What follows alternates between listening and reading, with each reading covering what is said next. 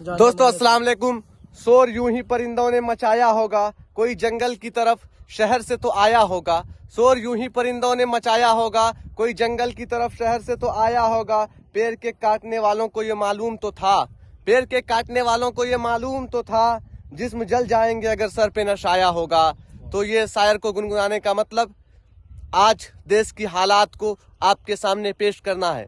यूं हम कहते हैं हम आज़ाद देश में हैं और आज़ादी हमें मिली भी है, लेकिन आज़ादी जो मिली है वो यूं ही नहीं मिली है। इस तरह बयानबाजी कर कर स्टूडियो में बैठकर गलत सलत देश में जात पात के नाम पर, धर्म के नाम पर लड़ाकर आज़ादी नहीं मिली है। आज जो हम सुकून का सांस लेते हैं, हमारे बुजुर्गों ने, हमारे आबाओ अजदाद ने अपने जान का नजराना पेश किया है, शहीद हुए हैं, अपने खून से इस मिट्टी को रंगा है, तब हमें आज़ादी मिली है। तो आज इसी आज़ादी के मुद्दे पर बात करने के लिए हमारे साथ शायर शहनवाज साहब हैं, डॉक्टर शहनवाज साहब हैं और डॉक्टर रिजवान खान साहब हैं।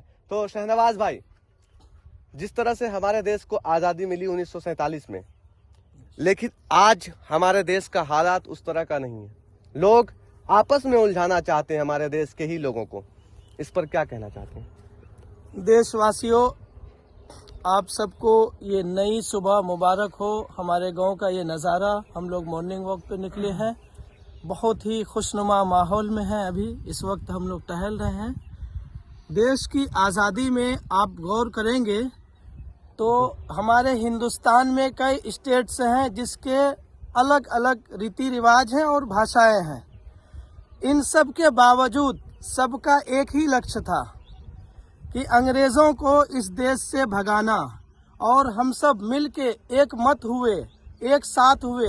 हम सब ने मिलके ये लड़ाई लड़ी, बिना भेदभाव के, बिना कोई जात पात के, सबका एक ही लक्ष्य।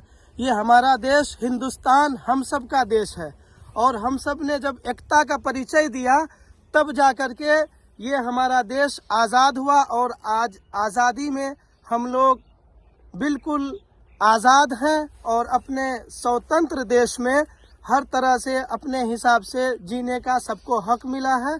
ये हमारे पूर्वजों का नतीजा है। अब हम सबको जिम्मेदारी है, हम सब पे जिम्मेदारी ये है कि हम सब भी इस देश में अपने स्तर से योगदान देते रहें, इस देश की तरक्की उन्नति के लिए हर एक काम को करते रहें, ताकि इस देश का आन बान शान बचा रहे हमेशा हमेशा के लिए। हिंदुस्तान जिंदाबाद। डॉक्टर रिजवान खान साहब, हम जब देश की आज़ादी को पढ़ते हैं और अपने संविधान को बनाते हुए जो मेहनत की गई, जो मुशक्कत की गई, जिस तरह से लोगों ने नींद चैन सबको त्यागा और देश को चलाने के लिए, देश के लोगों को चलने के लिए, सबको बराबरी का अधिकार के लिए डॉक्टर भीमराव अंबेडकर की अध्यक्षता में एक संविधान हम लोगों के ऊपर दिया गया। आज कहीं न कहीं वो संविधान खतरे में है। इस पर आप क्या कहना चाहते हैं? इस पे यही कहना चाहेंगे कि संविधान तो खतरे में नहीं, बातें हैं। बहुत मुशक्कत से ये संविधान बना है।